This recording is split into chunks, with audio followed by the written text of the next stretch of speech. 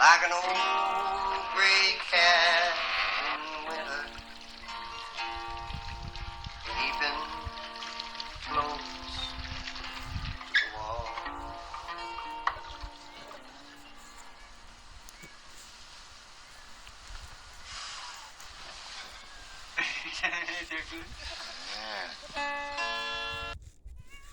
Give you some money and then give you a money rod finder to find the money. Where's the money? Well, I'm fixing to interview Uncle Seymour Washington.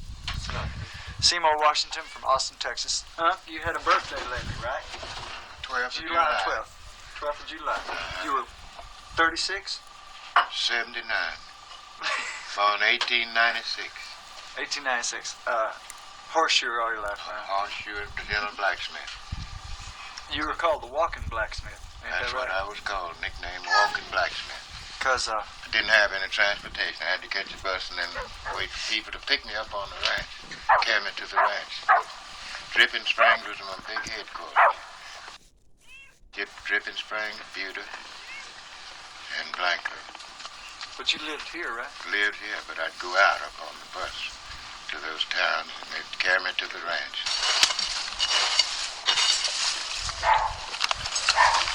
I got a knack to handling stock, any kind of stuff.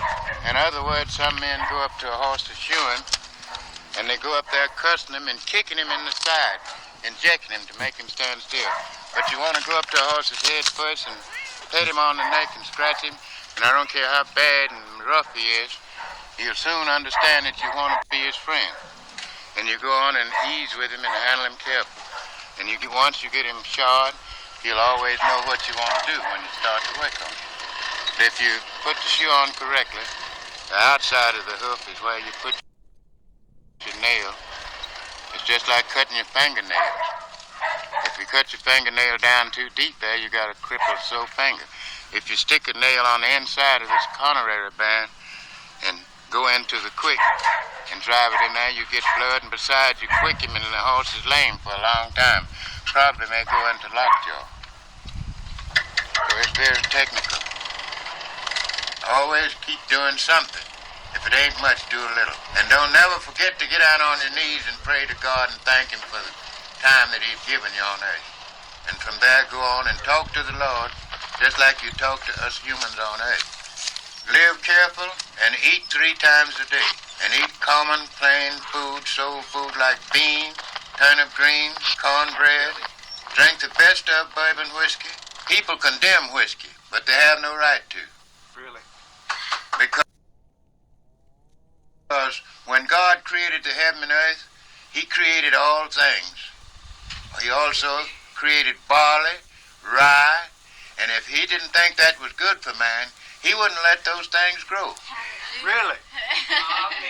But He also created cattle of the fields and birds of the air and food for us to subsist on.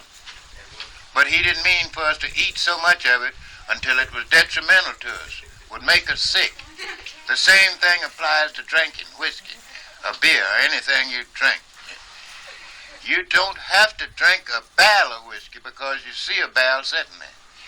Drink a little bit of it and stop. And ask God to give you the knowledge to do that. I've seen Unc drink until he had to be carried. He had to be carried from the other side of his yard and put into bed. And it didn't take no barrel of whiskey either. But now then, on the other hand, according to Mr. Van Zandt's statement,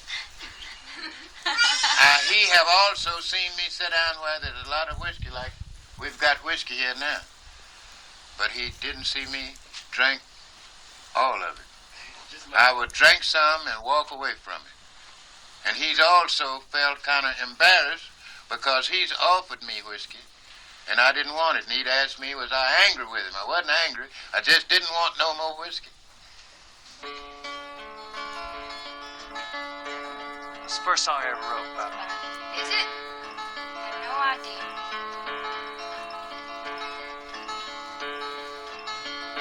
Well, sometimes I don't know where this dirty road is taking me.